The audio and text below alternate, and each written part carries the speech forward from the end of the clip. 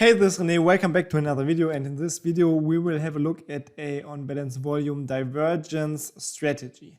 So I made this poll on YouTube where I asked about the next programming tutorial that I should upload, and most votes were for the on-balance volume divergence strategy for this expert advisor, so I will make a video on this now.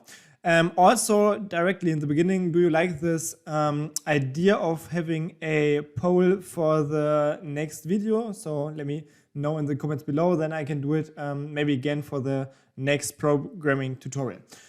But let's go back to the MetaTrader. What will we do in this video? So we will have a look at a divergence strategy, and we will use the on-balance volume indicator as a second parameter besides our normal euro, US dollar, or whatever chart.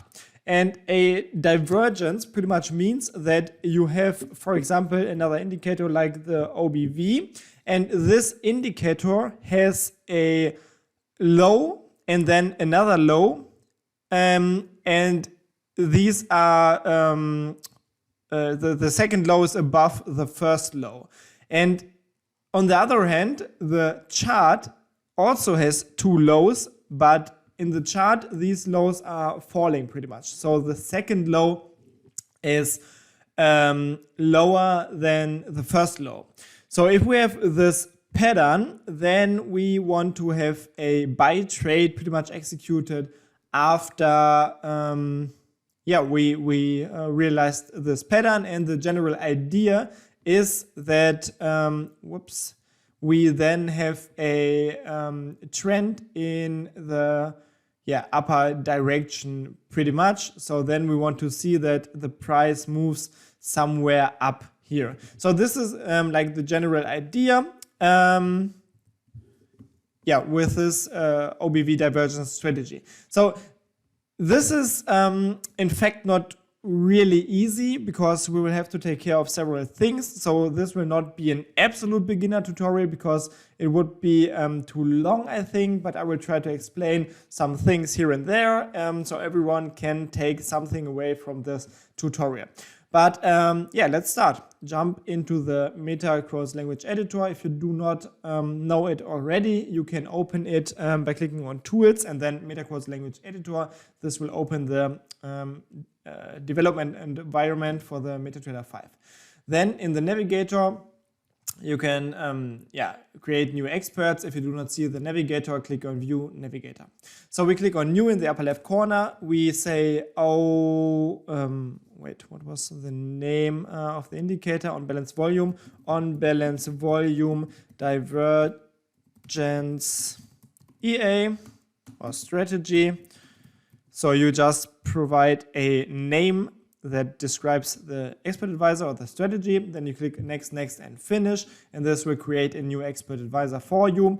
You can remove all of these gray lines and the properties in the at the top, because they do not really affect the program, and we do not need them here because they will just make the code longer, and we want to have it like really short and handy so we can always see what we're working on. So first of all, as I said, we need to figure out the highs and lows pretty much, and my idea was to always have a look at the last two highs or lows in a chart and in the indicator. And first of all, we will start with the chart. And there are several ideas or approaches to figure out highs and lows. For example, this is a high pretty much, and this is a high, and this is a high. But there are also a lot of highs in between. For example, there is another high, and there is a high, there is a high, there is a high.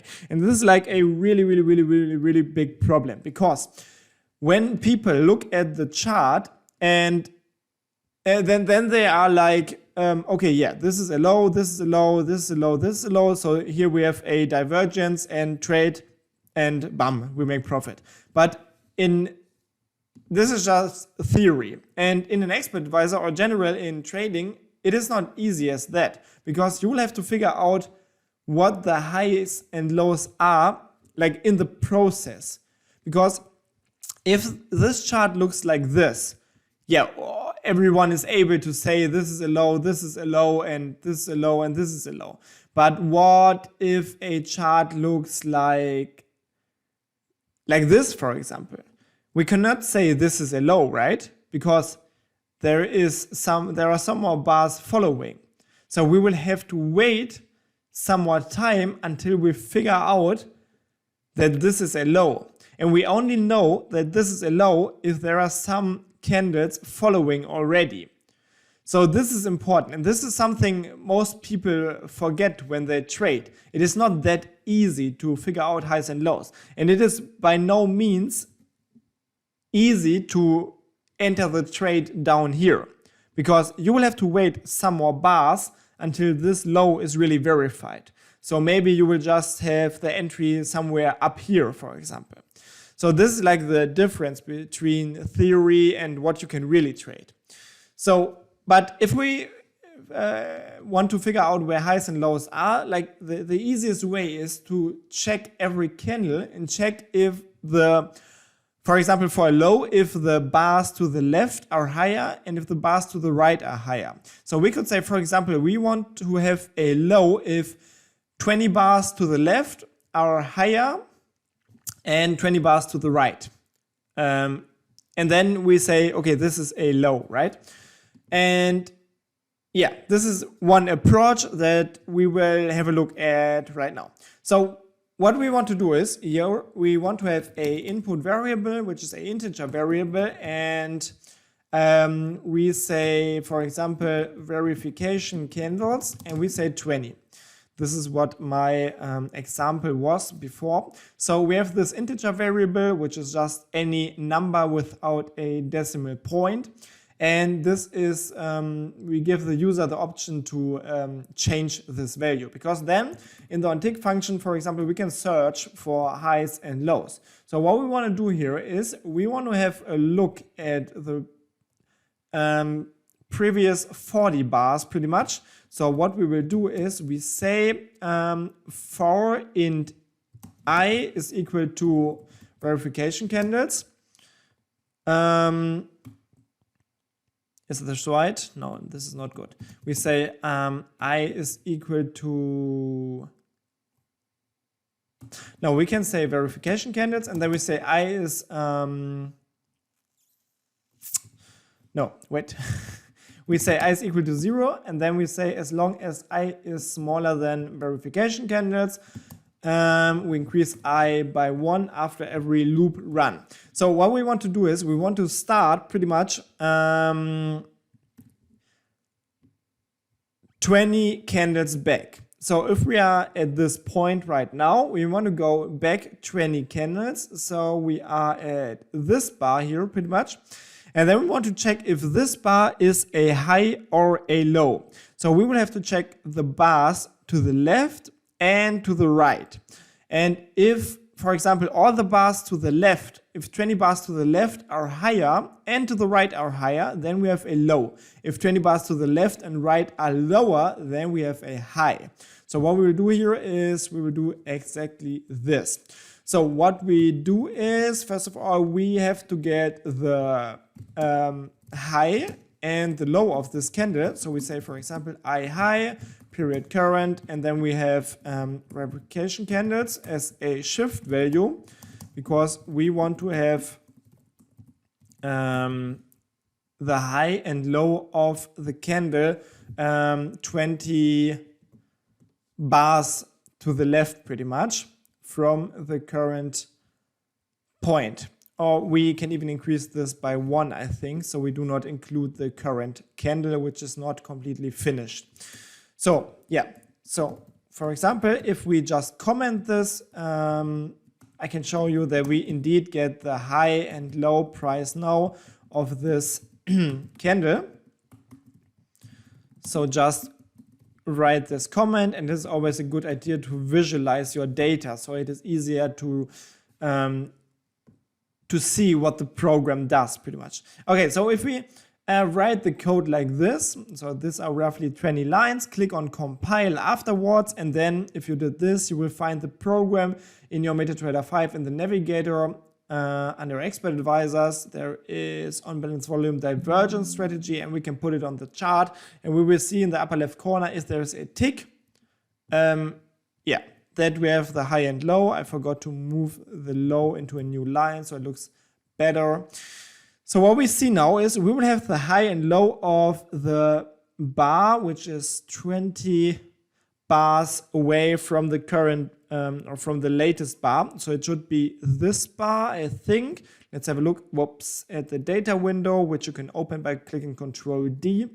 So let's go back 20 bars, and it should be this candle if I'm right. So let's have a look at the data window, and the high is, oh no, this is not this candle, I think it is, oh, it is this candle here.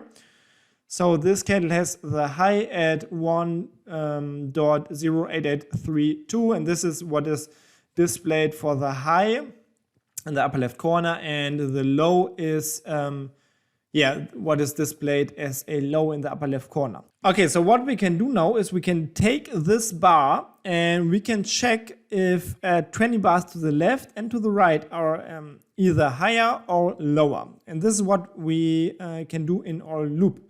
So we have this for loop here, and now we can calculate the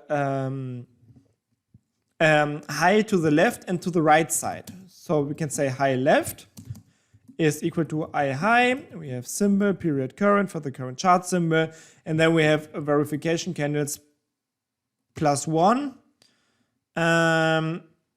We can say something like index high low, or index of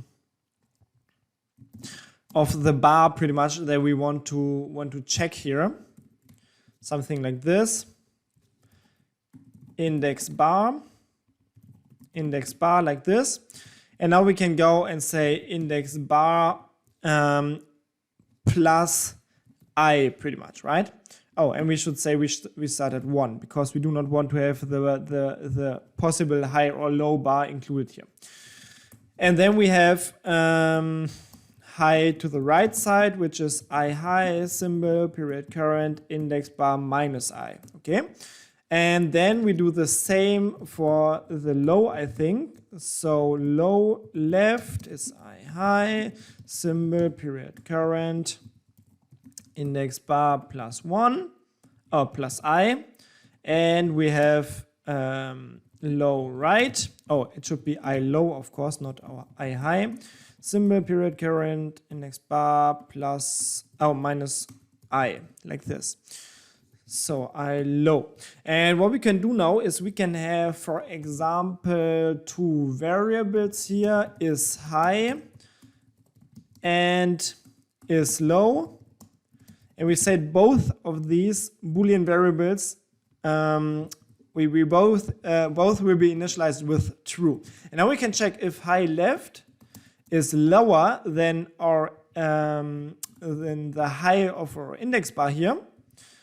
In this case, we want to say that is high is not true, because in this case we do not have a if this is bigger than or than the high that we are currently looking at, then we do not have a new high. And if the high at the right side is above or above the high of the candle that we are looking at, then we do not have a high. We also do not have a high, of course. And we do the same for the low. So low left, if it is below the low of the candle we're looking at, or if the low to the right side is below this candle, then we say is low is also false, like this. So we also check if is high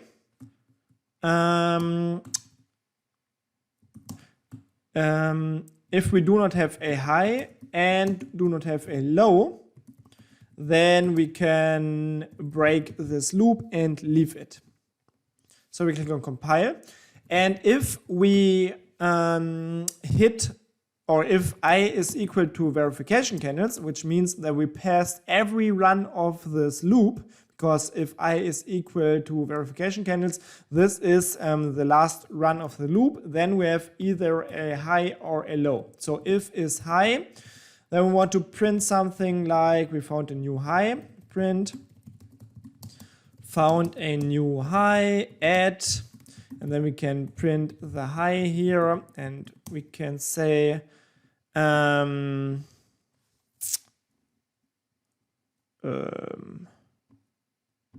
or we can do something like this.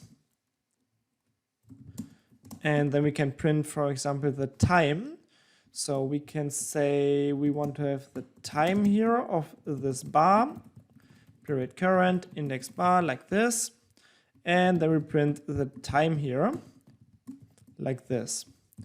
And we say if we have a low, then we want to print that we found a new low. Found a new low like this, and we say low here. And what we also want to do is we want to, for example, have a little object created there. So we could do something like object create, then we say chart ID is 0, object, object name.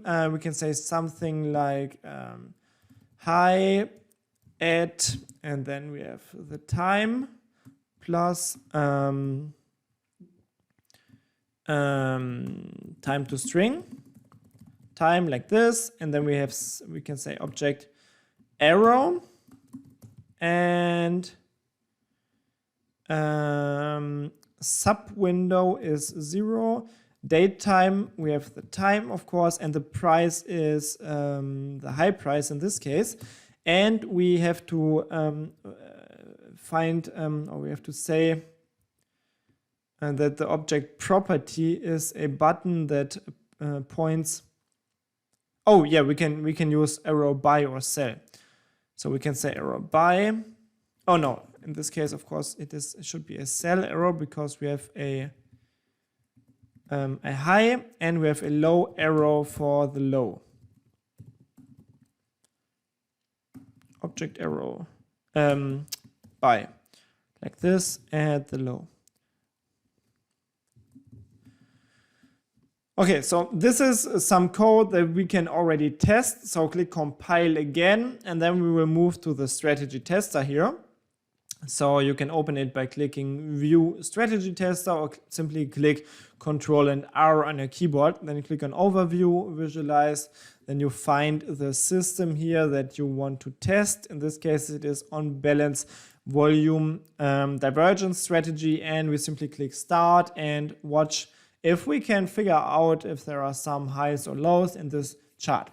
So this will just simulate a backtest for the previous, or for some candles that are stored in the history of your MetaTrader 5, and we found some highs and lows, and we see some arrows here, and I think of course this code is not perfect, but we can see there are arrows, and this seems to work. So 20 bars to the left, 20 bars to the right. Okay, we found a yeah, look, seems like it is working. We can figure out highs and lows, I think. So let's wait if there is another high, if we speed this up a little bit. Yeah. So you can see this is like an easy process of finding highs and lows. And yeah, this looks a little bit weird here because we have two arrows next to each other. This is probably because they have the same high price. So high is 19,517, and yeah, this is the same price. So yeah, we can take care of this problem pretty much where we have two prices, or where we have the same price. But yeah, I think it doesn't even matter because this is not really a problem for us, I think.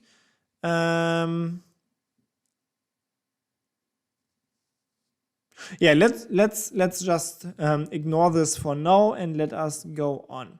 So what we can do here is we can say something like we only want to do this once per bar because this is only yeah, we only have to do this once per bar. So what we can do is we can do something like total bars And in the onInit, we can say total bars equal to I bars, symbol period current, like this. And here we can calculate the bars again. This is to figure out if we find a new bar inside of our chart. So if there's a new bar, we want to go inside of this if statement and we want to execute the code that we just wrote. So yeah, we have to put the comment inside too, of course, because otherwise this will not work. Okay, so this is already looking a little bit messy. So what I would always recommend is if you have a process like this, where it is pretty clear that you have a specific task to be executed, it is always a good idea to move this in a new function. So we can say, for example, find highest lows or high low, like this. We can say we put it inside of a new function. And then we simply call this function, right? So we can say something like find high low, like this, and we compile this, and yeah, let's just remove this comment because we do not know this high and low variable anymore since we moved it to this separate function. And now let's yeah, maybe we should check if we can make this code a little bit better.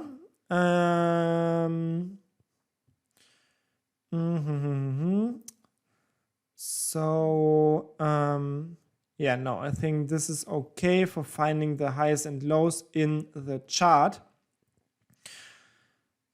And if we run this backtest again, we should know we shouldn't see so many print statements anymore because we only execute this code once per bar, right? So if we wait until the test is loaded, we can check this out again. And this is not working. I think I forgot something here. Yeah, I forgot to update the total bars variable once we jump inside of this if statement. So yeah, this is a bug where you cannot restart the tester right after you finished it. Hope they fix this bug in the future. Okay, but we will be able to make another test in a second. And what we want to do now is we want to find high-low in the on-balance volume indicator, right? So what we want to do is we want to have a handle for the on-balance volume. And let's have a look for the parameters that we need. So there's a function for this indicator, which is IOBV. And then we say for the current symbol, for the current time frame, whoops, we want to provide the applied volume. So yeah, I never really worked with this indicator, to be honest, but the standard value is volume tick. So maybe we use this or volume real. I mean, it doesn't really matter. We can just make this a input variable. Enum, wait, what is the enumeration for this? Applied volume.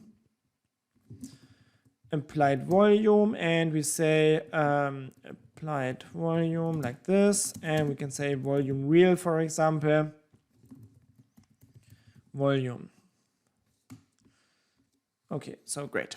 And now we'll have to write this function, of course. What I want to do here is I think we can just copy this function. So we copy the whole function and we will just modify it. So we can say high, low, OBV like this. And then inside of this function, many things stay the same, but we do not have a high and low here because we do not have candles, but we only have one value for this indicator, which we will store in a array, of course. And we will use the copy buffer function.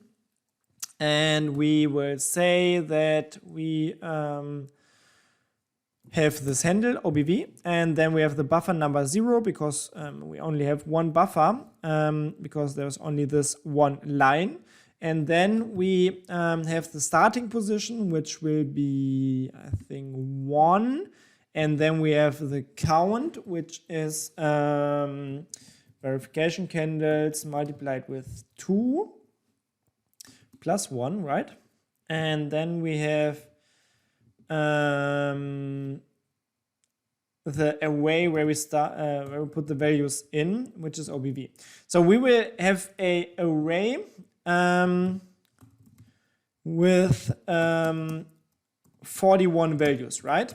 And if we do not have 41 values inside of this array, we want to just leave this function. And now what we can do here is verification plus 1. Yeah, we can do pretty much the same. So we just have this loop here, and then we will find the value to the left and to the right. We do not have highs and lows here because in this indicator we do not have candles. We only have one value per chart bar, right? So we just have value left and value right, and we do not have highs and lows like this. So we can just go like this, OBV, and then we have I as a, no, not like this. We have index bar plus I, and we have OBV index bar minus I, right? Yes, I think this is good.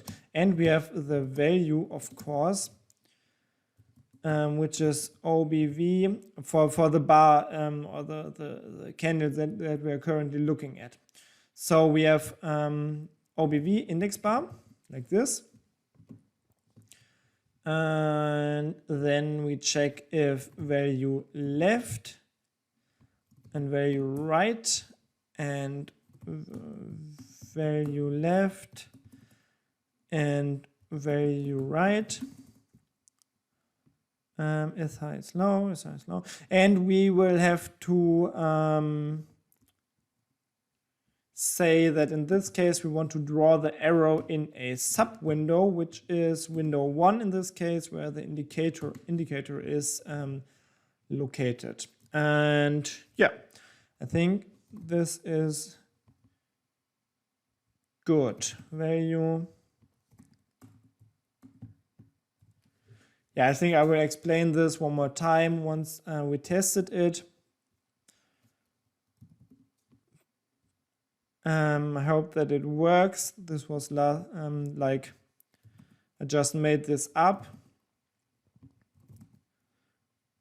and sometimes my programming is not really perfect and I will have to make some modifications, but we will see this now when we make a test. Okay, so we should be able to make a new test. Yeah, we are able, and let's look if we will see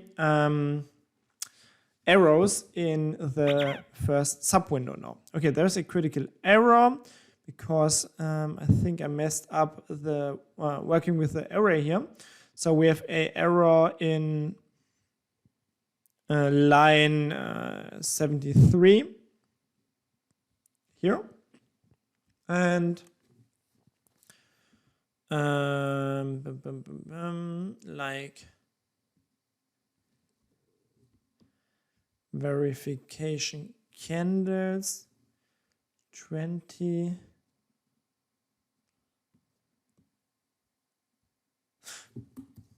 Let's start at the current bar, verification, or no, let's start at this bar and remove this. So I hope that this fixes the problem. Okay, there it is, and let's have a look. Hope that I was able to fix this error.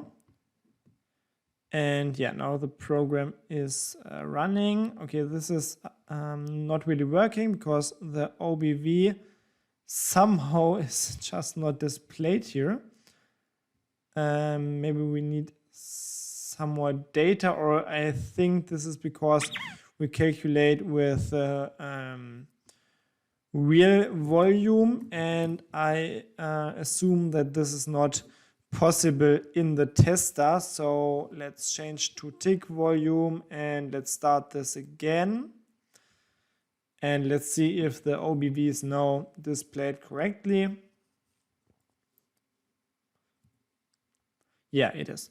And we see some errors which are not displayed right. They are moved like one to the right, but the rest is correct, I think. So we see highs and lows.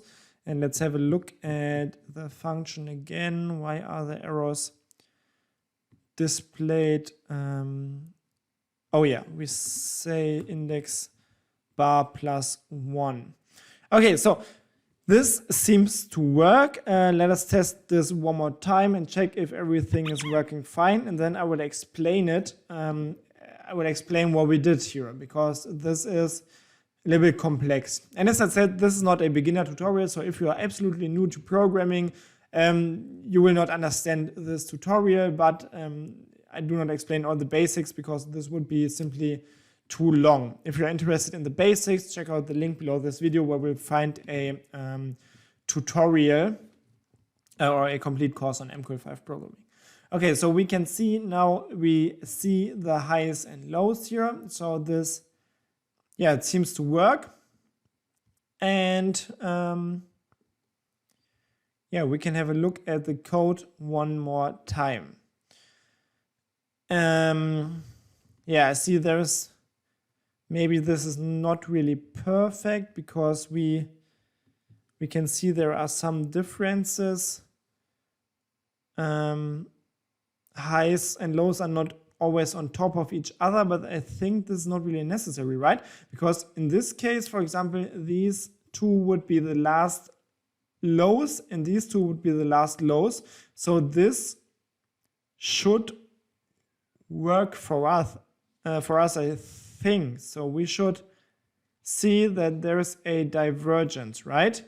And we could, I think we could then enter a, would this be a buy signal or a sell signal? Yeah, we will have to look this up one more time, but I think we can work with this. Okay, so what we did here is we, the program is like not that complex right now. So we will have a look at this. And we have two input variables, which is just the integer variable for the verification candles. So we can we can define how many candles to the left and to the right from a single bar we need to say that this is a high or a low. So we have, for example, 20 bars. And if we increase this value, we will have less highs and lows. And if we reduce the value, we will have more highs and lows, of course. And we have a second input variable, which is just for the OBV indicator, like the calculation method, if we have based on volume ticks or on real ticks. Real ticks will probably work in a live trading account, but I think for testing and stuff like this, we will need the volume ticks. Then we have two global variables, the total bars variable that we need to check if we found a new bar in a chart, and the handle for the OBV indicator. We then initialize these two variables in the Untick function. The total bars variable will be initialized with the total amount of bars in the current chart.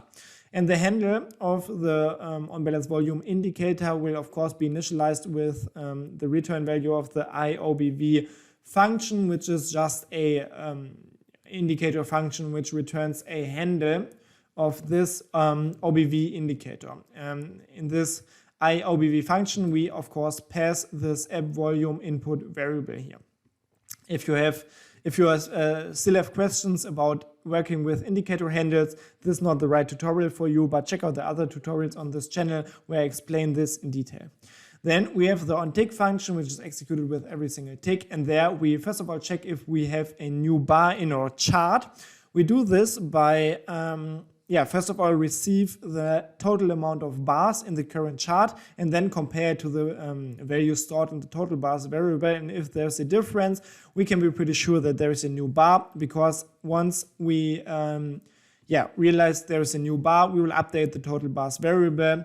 So for every other tick in this bar, the total bars variable will have the same value as the bars variable. And if we have a new bar, we will call two functions. First of all, we will find the high and low in the chart, and then we will find it in the OBV indicator chart window, right? So we will have a look at the find high low function first, and this function is built like this. It doesn't return anything right now. Maybe we will change this, but this was just for figuring out where the highs and lows are. And we first of all have to figure out the index of the bar that we're looking at. And again, we take the verification candidates and just add 1. Because if we, for example, let's have a look at an example. If we have this low here, and let's say we are currently somewhere here, we will need 20 bars to the left and to the right to figure out if this is a low. So at this position, for example, where my crosshair is right now, we cannot be sure that this will be a low, right? Because we do not have enough candidates to the right. So we will have to wait, and at this point, for example, we can say 20 bars back is somewhere here. So we can check for this bar if there are 20 bars to the left and to the right which are higher. So our index for the bar that we are looking at is always verification candidates plus 1. Okay, and then we find the high and low of this bar, because we will obviously need it to compare the bars to the right and to the left to this bar. And then we can already take the timestamp of this bar, because we will later need it to create the arrow, which then visualizes this high and low. Then we create two Boolean variables. The Boolean variables always have the state true or false, and we want to store inside of this variable if there's a high or a low. And then we have this for loop. And this for loop is important because in this for loop we start by initializing the loop variable I with the value of 1, and then for a total of 20 loop runs, which we define here, as long as I is smaller or equal the verification candidate's value, we want to run this loop, and after every run we increase I by 1. And then we just use this I variable to add it or subtract it from our index bar variable, because this way we will always receive the value to the right and to the left of our bar, right? So for example, if we have a look again at this bar, this might have the index 20 now, or 21, and the bar to the left will have the index 22, and this will have the value 20. And for the next bar to the left, it will be 19. And this, 23. And this will be 19. So for every bar to the right, the index is just one lower by 1, and to the right it is increased by 1. So we can use this loop to check all the bars to the left and to the right, and we will do this for a total 20 bars or whatever the user defined for the verification candidates. And then we check if the bar to the left or to the right is higher. In this case, we set the is high variable to false, because in this case, the candidate that we're looking at index 21 is not a high. And we do the same for the low scenario. So if the candidate to the left or to the right is lower, then we know it is not a low, of course. And so if we do not have a high and we do not have a low, we can simply leave this loop, because in this case we will not find a high and low. But if we pass all the loop runs, so I is equal to verification candidates, because this is the last run of the loop, then we check if we found a high or a low. And one of these has to be true, because otherwise we would have left the loop already. So then we print we found a new high or a low, and we draw this little object, this little button, this little arrow. So we know that we found a high or low, right? And then we have these beautiful arrows there. And the second function that we defined is the find high low OBV, so on balance volume. And this is pretty much the same function. So the functionality is the same, or the general structure of this function. But we do not check the candidates in the chart, but we check the candidates in the sub window here, in this OBV window. And for this purpose, we first of all have to receive the values of this OBV indicator. We do this using the handle and the copy buffer function, of course, and we store the values in an array. And then the rest is pretty much the same. So we first of all get the value for the bar that we're looking at, and then we check the bars to the left, to the right. We check if they're higher or lower, and in this case we say is higher and is low is false. But if we have a high or a low, we simply print the result and we say we want to create this object there. So yeah, we see everything nice and clean and visualized in the chart. Okay, so this is like the current state of the program. What we will do next is we will have to take a look at we will have to store the last two highs and lows, of course, because we need them to compare them, and we want to say if there are two highs or lows that are higher or lower. Yeah, I mean, we will have to do the divergence stuff, right? So this is what we will do now. Okay, so what we will do to figure out if there's a divergence, we will have to get the last two highs and lows pretty much for the indicator and for the chart, right? So we can do something like we can say last low or we can say low 1 and low 2 and high 1 and high 2 and low OBV1, low OBV2, high OBV1, high OBV2. Okay, and what we do now is we can have a return value for a high-low function here, and we can say,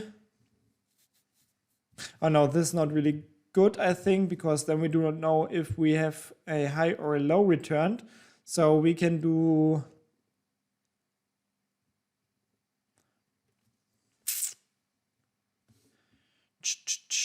what can we do here?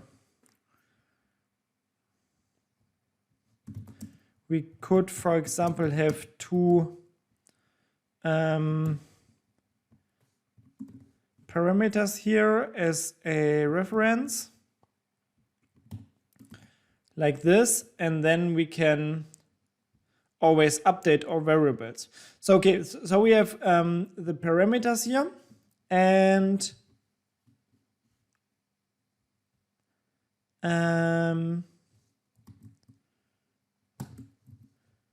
or we can do something like new low and new high.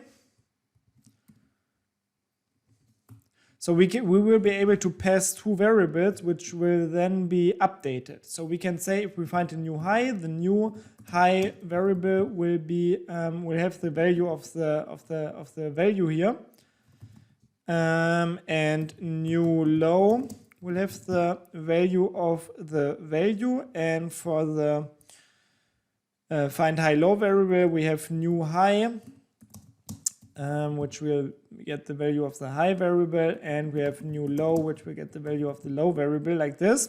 And now we will of course have to provide variables for this case. So we say new high, new low, and we can initialize them with 0. So we can check if we found a new value or a new high, new low, if the value is different than 0. Whoops, new low is the first, new high is the second. Yeah, let's turn this around so it looks a little bit more structured, to me at least. And we do the same here. So we can say new OBV high or new low OBV equal to 0 and new high OBV, and then we can pass it as parameters, new high OBV, like this.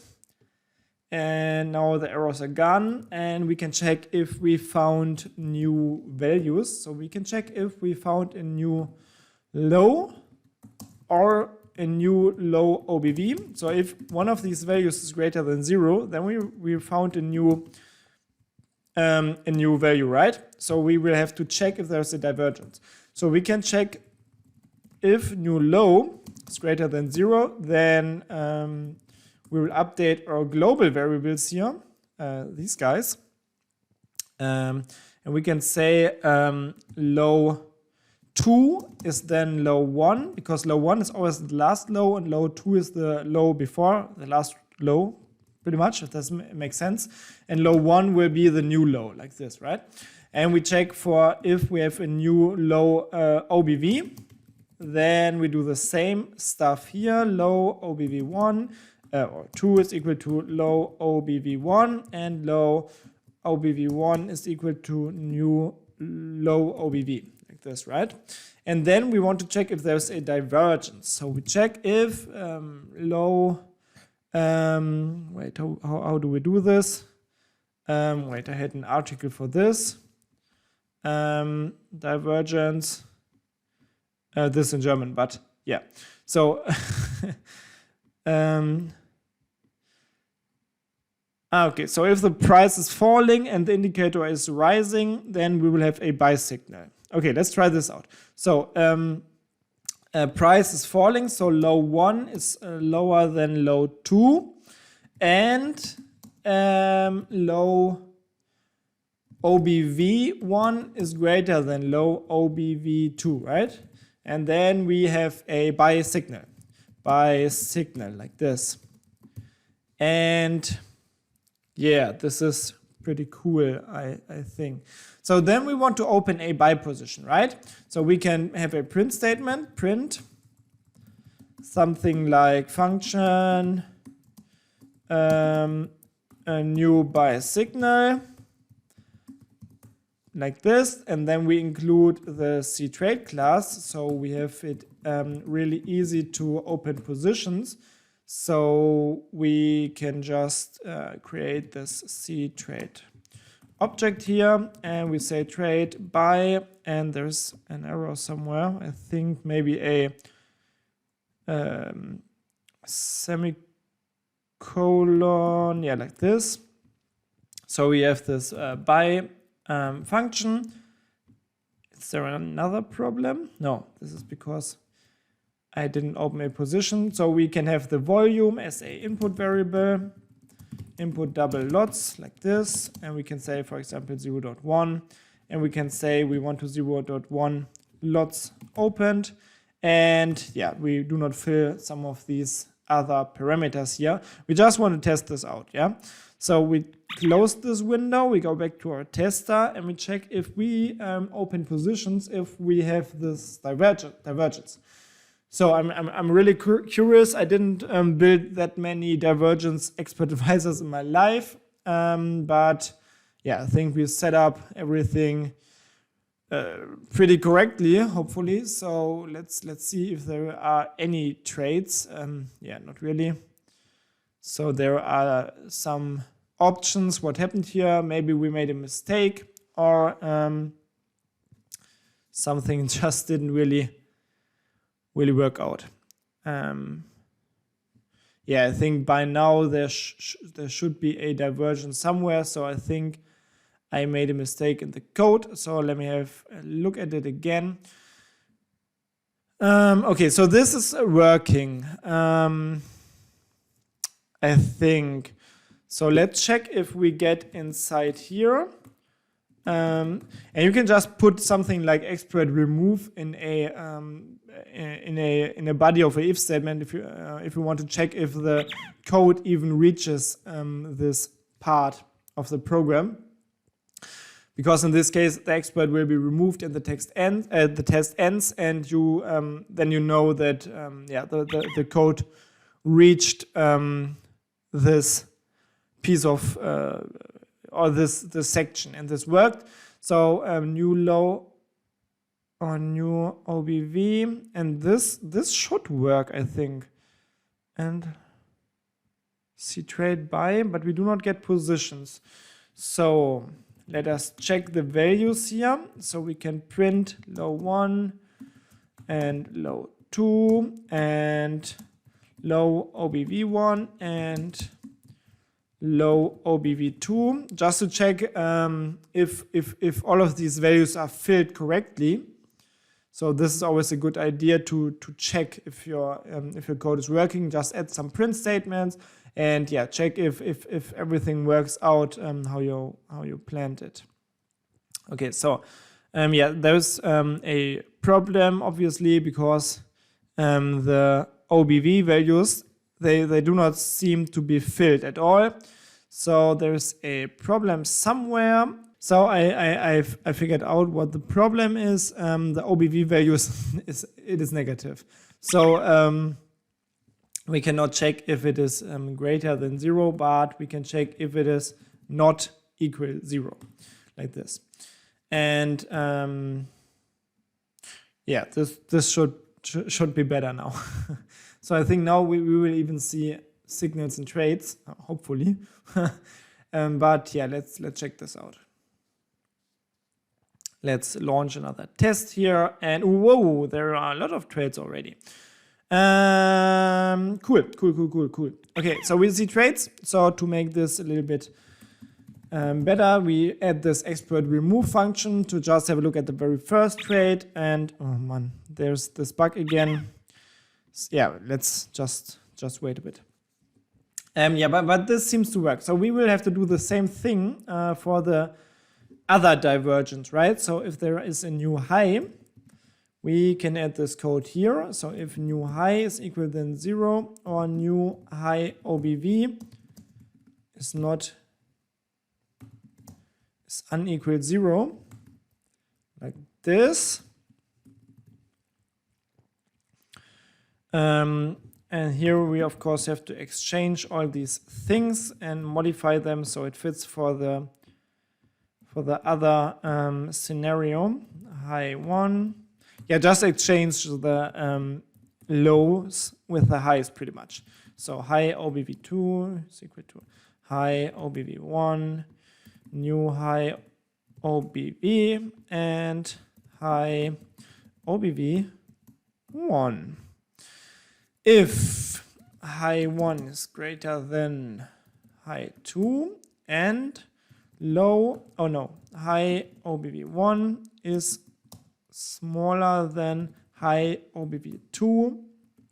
In this case, we have a new sell signal, I think, and we will open a sell position here. And now, hopefully, the tester can be used again. Yes, it is ready. And at the first signal now, we will end the program. So we will be able to have a look at it in more detail, and we will see what really happened and if the signal is correct. So what do we see here? We have a where is it? We have a buy signal. So so let's check this out. So we see wait, do we also have a sell signal? This is weird, but yeah, let's have a look at this. So we found a new low, which was this, I think. So we can check. I think we cannot add objects here, but yeah, we can see that there is a lower low. And so this low is below this low. So we should see for the OBV, we should see a higher low, right? And there is a higher low because this was the first low, this was the second low. So this seems to work. Unfortunately, this low is at another time pretty much than the first one. So I don't know if this is like really working as a valid divergence. Not really sure here. Maybe we should add something like that checks if there is not more like 5 bars in between, so it looks a little bit better. yeah, this would probably be a good idea. And then we can check for more signals. So what we can do here is we can say something like, yeah, how can we do this? I think we will have to store the time for all of these the things here, like time 1 or time low 1, time low 2, time high 1, time high 2, like this. And we do the same, of course, for the OBV, like this. So let's just copy this, place it here, here, and here. And now we can add another parameter here, which is like the time for the new high or new low. New time, or just, oh no, let's put new time here, like this, new time, and then we can say new time, new time is equal to time if we find a high, and new time is equal to time if we find a low, and same for the OBV function, like this. And now we can say here in our Untick function, we say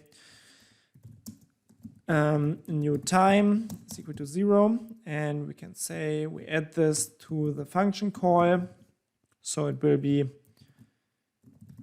filled if there is a new high or low. Datetime, new time is equal to 0, and it should be a datetime, of course, for the first new time variable also. Okay, like this. And then we can also check, we can do something like low 2 or low, wait, what was the name? Time low 2, I think, is equal to time low 1, and time low 1 is equal to new time. Something like this, and same for the OBV.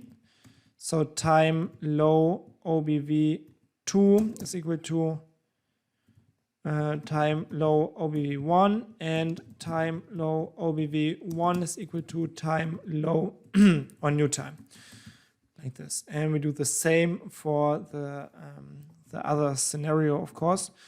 So we say time high 2 is equal to time high 1, and time high 1 is equal to new time.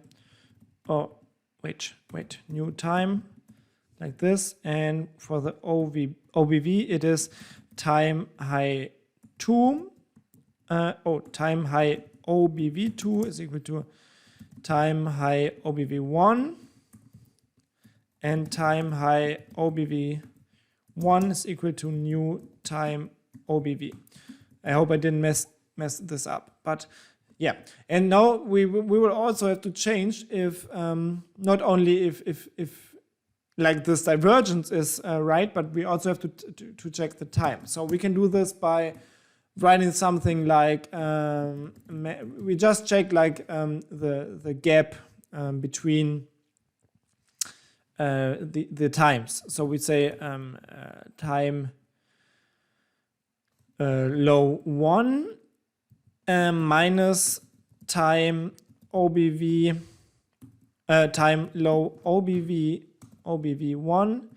It has to be smaller than like, yeah, we can create a input for this, I think, like gap candles or time gap candles, like 5 or something. So we can check if it is time gap candles multiplied with period seconds of the current period. Yeah, let's create a variable for this. Time gap because we will need it 2 times. So we check if this is smaller than time gap and if the second low's time low 2 minus time low OBV2, if this distance is also smaller than this like time gap here. And we do the same thing for the second scenario, of course. So we can just copy some code here, and we can also copy this code, I think. So like this, and of course in this case we take the highs and not the lows.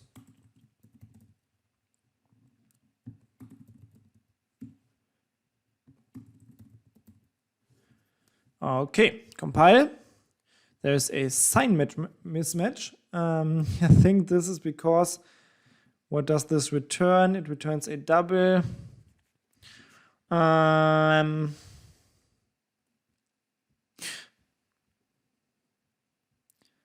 Yeah, let's just make this an unsigned long, and this should fix the problem, I think.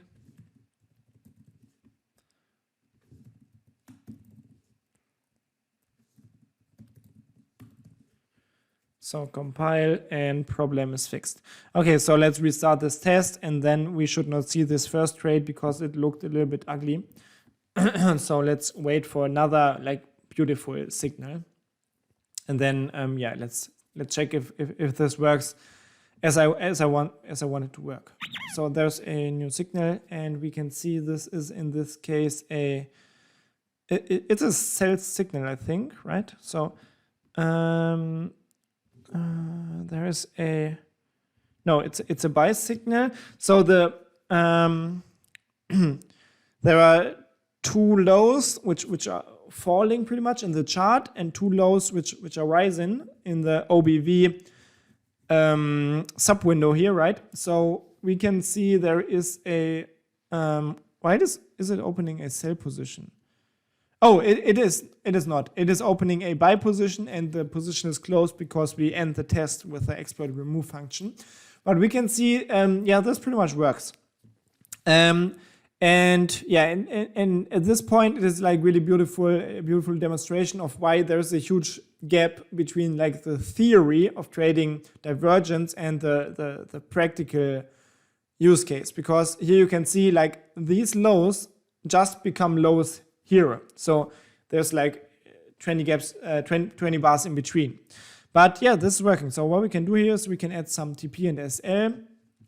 So the trades will be closed eventually. So we can do something like TP points. And this like some stuff that we did multiple times before. So I will not talk about this like in detail. But yeah, we will just calculate like the entry and everything. So this is a buy position. So we will need the ask price here to open this position. And of course, we should use the normalized double function to round the price, so there are no rounding issues. And then we can say TP is oh wait, let me check like one thing. Is the ctrade class taking care of the rounding? No, I think it's not. So yeah, we should do it. So TP is equal to ask plus TP points multiplied with point, and TP is equal to normalized double TP, and we round it to a precision of the digits for the current chart symbol. And then we also calculate the SL, of course. SL is equal to normalized double SL digits, like this, and then we can add these variables as parameters for the buy function. So we can add ask, SL, and TP, and yeah, we do not really need a comment, I think. And then we copy this block, and we copy it for the sell signal, and there we just exchange some of these names and calculations. So we will of course open at the bid price, and then we will add, we will subtract for the TP,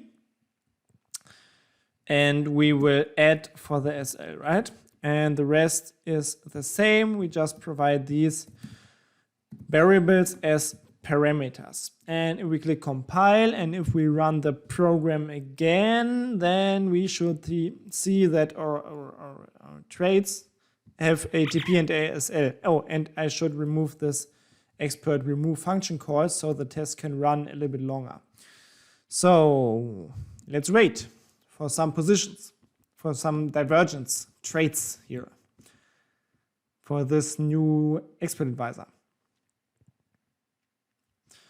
Okay, so no divergence yet. Whoops, there are some traits already.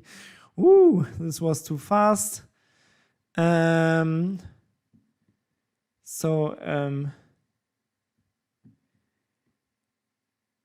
Yeah, there is, I think,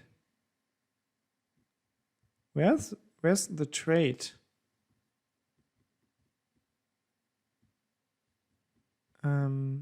Oh, it is closed already. So let's wait for a new trade. Speed this up a little bit. Okay, there's the trade. So what we can see here is there was a buy trade. Let's figure out when it was opened. At the 9th of March 2015, 15:02. Yeah, I think this is the trade because there was a divergence, falling lows in the chart, rising lows in the OBV. So we get this buy trade, and yeah, it has a TP and ASL. Probably the distance is too far because I'm running it on the 1 minute chart, but we can run it on the 1 hour time frame, and then 20 pips for TP and SL will be more suitable, I think. But yeah, we can see this seems to work, but do we see sell trades? I don't think so, right? Because all the trades we saw are buy trades. So we can check in the history if there are even some. Yeah, no, we do not see sell trades. So there seems to be some issue with the sell signal. So let's check it in our code.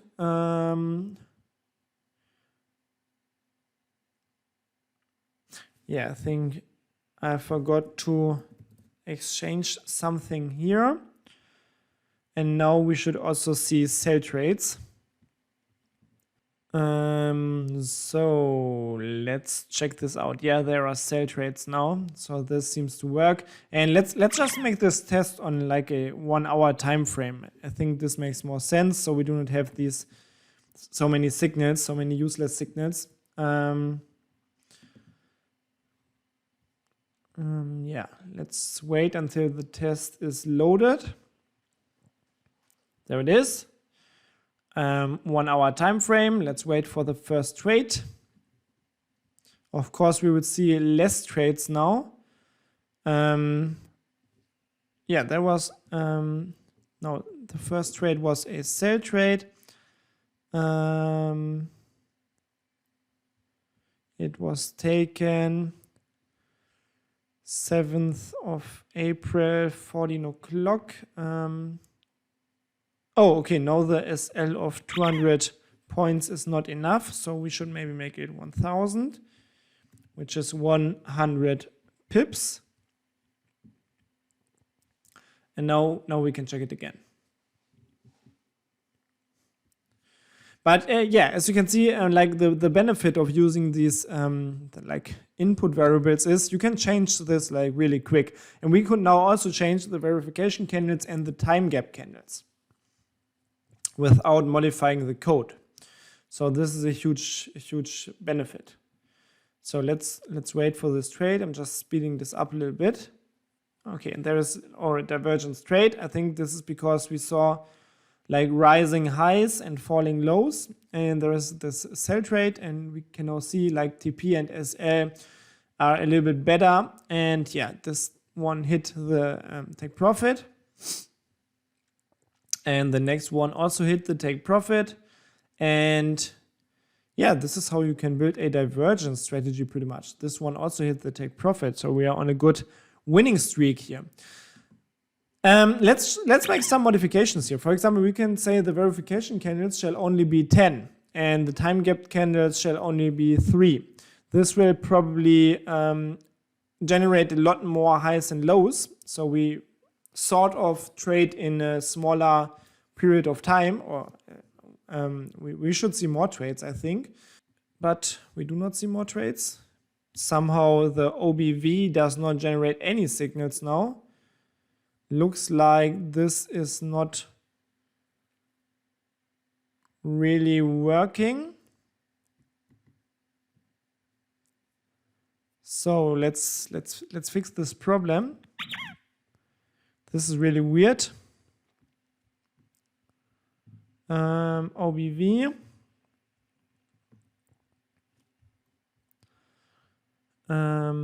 Okay. I hard coded the 41 here. This is of course because verification candles multiplied with 2 plus 1. And then we can start it again, and now we should see the OBV errors again. And I think afterwards I will just scroll through the whole code, so you can just copy it and compare it to your own code. And I might explain one or two things, but not too much, because this is simply, it is not a beginner tutorial. So if you do not understand anything, this is not the right tutorial for you, then you should watch some of the beginner tutorials or enroll for the complete course on mql5 programming, where you will learn all the basics, like how to extract values from the candles, how to work with indicators and stuff like that. And yeah, I think I will not add too much more code, like more functions to this program, because I think yeah, this will just be too complex, the video will be too long, and this is not really suitable for a short YouTube tutorial. But yeah, you can see it doesn't really generate more trades, but you can see there are a lot more highs and lows here. So this is only one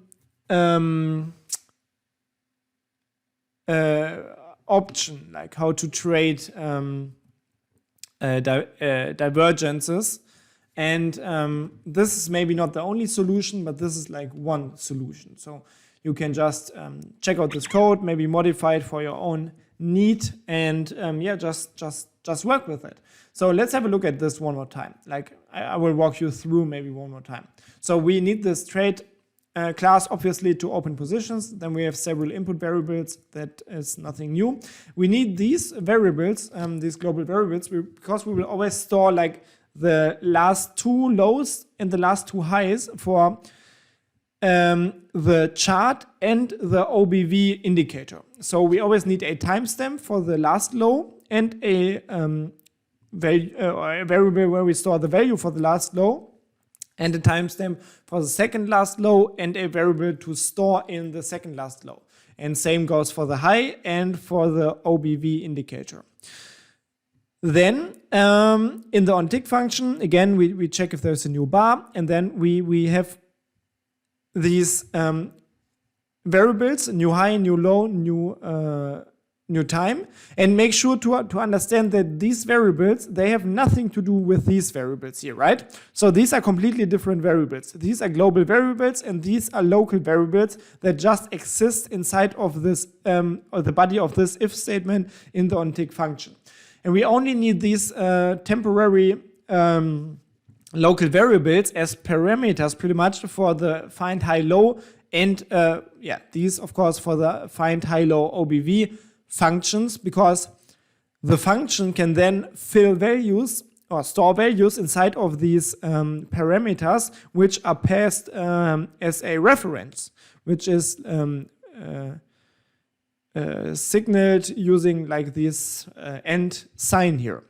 Because here you can see once there is a new high or a new low, these variables are updated, and we can then in the Untick function here check if there is a new high or a new low. In this case, I will explain it as an example with a new low. So if we find a new low in the chart or in the OBV indicator chart window, this means we will have to check for a new divergence signal.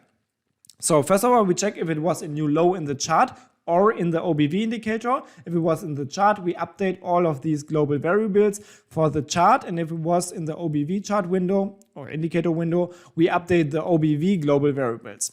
Then, yeah, we calculate here this time gap where we just check how much time was in between, or how much time is allowed in between these two, or the first low in the chart and the OBV, and the second low in the chart and in the OBV. And then we check if there was a divergence, and like if the time gap was smaller than this calculated time gap here. So we have a maximum of, for example, 3 or 5 bars in between. If everything is like true, then we have a new buy signal and we simply open a position. And this is all pretty much. And we have the other divergence option pretty much for like, I think rising highs in the chart and falling highs in the OBV. And this will be a sell signal. And yeah, if you want to add some other divergence options, you can of course just copy this code and exchange some of these operators and maybe modify it for your own needs. But this would be a sell signal, and everything else, like when it comes to this time check and stuff, it is the same as for the buy signal. And then we just use like the cTrade class and create a object and yeah, use the buy or sell function, which is part of the cTrade class, to open the position. Before that, we calculate the entry price and the TP and the SL. And this is it. So yeah, this is how you can work with, oh yeah, wait, I wanted to scroll through the whole code like really slow so you can copy it. But this is how you can work with divergence, and yeah, hope you learned like one or two things here. So yeah, make sure to copy this block. And now I will show you like the first part of the Untick function. And always make sure to pause the video if you need more time to copy it.